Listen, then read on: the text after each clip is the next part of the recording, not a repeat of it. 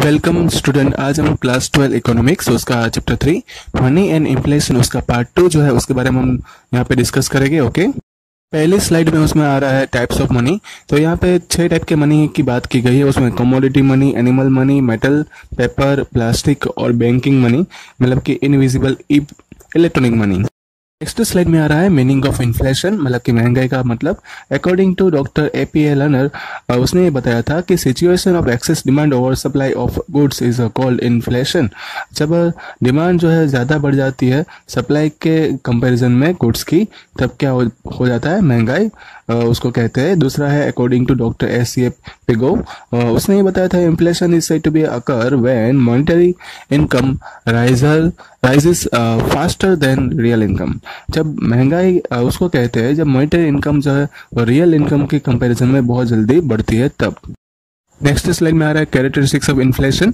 पहले उसमें आ रहा है constant rise in price level, मतलब प्राइस लेवल में हर जगह पे महंगाई जो बढ़ती जाएगी। Price rise in all sector of economy, economy के हर एक सेक्टर में प्राइस राइज होगी, बढ़ेगी। परचेसिंग पावर जो कम होता जाएगा।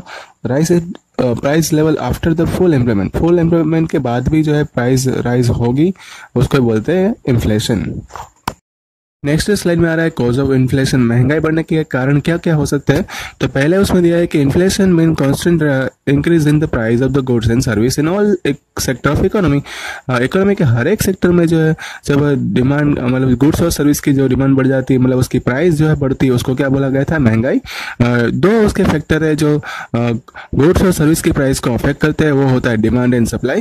तो यहाँ पे दो मेजर फैक्टर जो है वो महंगाई, मतलब इन्फ्लेशन की प्राइस को जो है वो अफेक्ट करते हैं। वो कौन कौन से, increase in demand, increase in production cost. इन दोनों को हमें डिटेल में देखना है। नेक्स्ट स्लाइड में आ रहा है increase in demand. If there is an inflation due to increase in aggregate demand as compared to aggregate supply, then it is called demand pulled inflation. अगर एग्रीगेट सप्लाई के comparison में aggregate demand जब बढ़ती है तब उसको बोलते हैं demand pulled inflation. Major reason जो उसके यहाँ पे दिए हुए हैं वो 3 है, increase in supply of money, increase in public expenditure और ओवर पॉपुलेशन। तो ये तीनों है और उसके रीजन है, उसको हम डिटेल में यहाँ पे देखेंगे। नेक्स्ट स्लाइड में आ रहा है इंक्रीज इन डिमांड, उसमें हम तीनों टॉपिक की बात करेंगे। पहले उसमें आ रहा है सप्लाई ऑफ मनी। मुद्रावादी जो थे वो इन्फ्लेशन को एक प्योरली मॉनेटरी फिनोमेना मानते थे। उनके हिसाब से अगर जब मनी की प्राइस बढ़ती है, मतलब increase in money in the state, individual earn more income, मतलब कि कोई भी एक अकेला इंसान जो है ज़्यादा उसकी अर्निंग बढ़ेगी, क्योंकि demand of the necessity increase, क्योंकि सभी लोगों की डिमांड जो है बढ़ेगी तो वो सभी लोग खर्च भी ज़्यादा करेंगे और उसके पैसे खर्च करेंगे तो जहाँ से वो लेंगे तो वो कोई भी होगा, जैसे कि सेल्समैन होगा या तो कोई किराना स्टोर वाला होगा, उनकी इनकम बढ़ेगी। दूसरा पॉइंट उसमें आ रहा है पब्लिक एक्सपेंडिचर। गवर्नमेंट जो इंडिया की है वो एक डेवलपिंग कंट्री में आती है, क्योंकि अपना कंट्री जो है वो अभी डेवलप हो रहा है। यहाँ पे गवर्नमेंट जो उनको खर्चा करना पड़ेगा जब वो इंफ्रास्ट्रक्चर अप्लाई करेगी, जब वो बेसिक यूटिलिटी प्रोवाइड करेगी, जब वो एम्प्लॉयमेंट्स जो है प्रोवाइड करेगी, और तब इकोनॉमी में मनी की सप्लाई भी बढ़ेगी और इसी की वजह से इनकम जो है वो भी बढ़ेगी और पीपल की डिमांड भी बढ़ेगी और उसी की वजह से प्राइस लेवल भी बढ़ेगा। दूसरा पॉइंट यहाँ पे जो रहा है वो इंडिया के लिए लागू होता है, ओवर पॉपुलेशन। तो इंडिया की जो पॉपुलेशन है वो हर साल 2% जो है इंक्रीज होती है और उसी की वजह से इंडिविजुअल की जो डिमांड है वो बढ़ती है।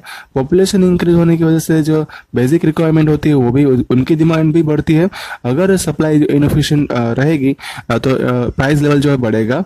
कभी कभी ऐसा होगा कि पॉपुलेशन मानो कि कांस्टेंट हम कंसीडर करते हैं तो भी परचेसिंग पावर बढ़ता है, तो भी ऐसा होगा कि इनकम जो है उसमें वो भी बढ़ेगी और प्राइस लेवल भी बढ़ेगा, क्योंकि इंसान की जो नेसेसरी होती है, नेसेसिटी मतलब कि जो डिमांड है वो बढ़ती है, तो फिर इंसान खरीद के ही रहेगा।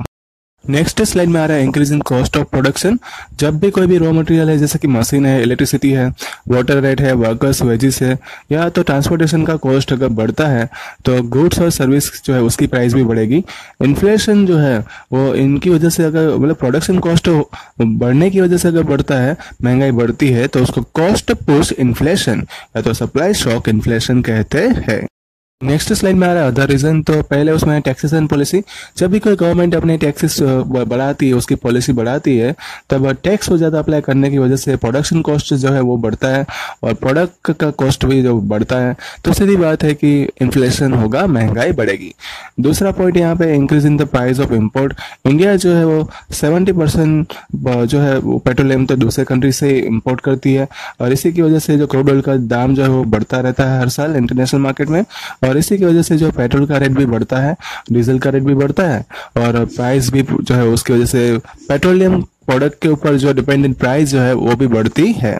तीसरा रीजन उसमें आ रहा है स्कैरिसिटी। अगर कोई भी चीज़ जो है रॉ मटेरियल के फॉर्म में, इलेक्ट्रिसिटी के फॉर्म में या एनी रिक्वायरमेंट जो है प्रोडक्शन की, अगर उसमें स्कैरिसिटी देखने को मिलेगी, मतलब कि वो चीज़ मार्केट में नहीं मिलेगी या तो उसकी तंगी हो जाएगी, तब जो है वो इन्फ्लेशन होता है और उनकी प्राइस भी बढ़ती है। जैसे कि कहीं पे हम बात करें एग्जाम्पल दो तो फ्लड आता है, तब दूध के दाम जो है वो बढ़ जाते हैं। 25 रुपये का दूध जो है 50 में सेल होता है। ऐसा क्यों? क्योंकि तब स्कैरिसिटी हो जाती है, मार्केट में डिमांड तो है लेकिन सप्लाई जो है कम हो जाती है और सप्लाई कम होने की वजह से प्रोडक्ट की प्राइस बढ़ती है।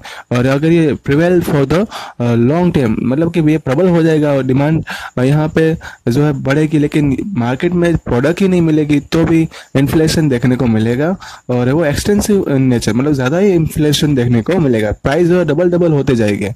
तो ये सब था जो है इन्फ्लेशन होने के रीज़न, मतलब कहीं महंगाई बढ़ने के रीज़न। तो यहाँ पे ये चैप्टर खत्म होता है। कोई भी आपको डाउट है तो यहाँ पे कमेंट बॉक्स में मुझे लिख के बता सकते हो। ओके, इसका रिवीजन जो है करते रहना। होमवर्क जो है आपको व्हाट्सएप कर दिया जाएगा। Thank you all.